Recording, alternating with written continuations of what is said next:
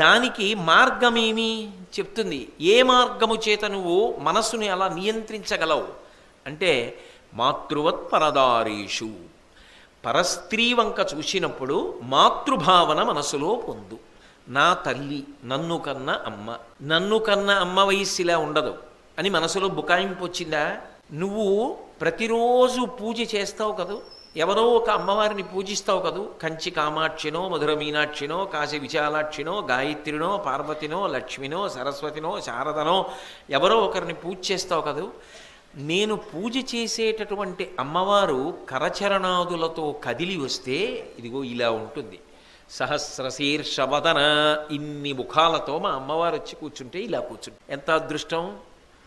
ఆవిడికి నా మీద ఎంత ప్రేమ అంటే రోజు నన్ను పీఠం మీద కూర్చోబెట్టి నువ్వు కింద కూర్చుని పూజ చేస్తావు. ప్రతిరోజు సాయంకాలం నిన్ను పీఠం మీద కూర్చోబెట్టి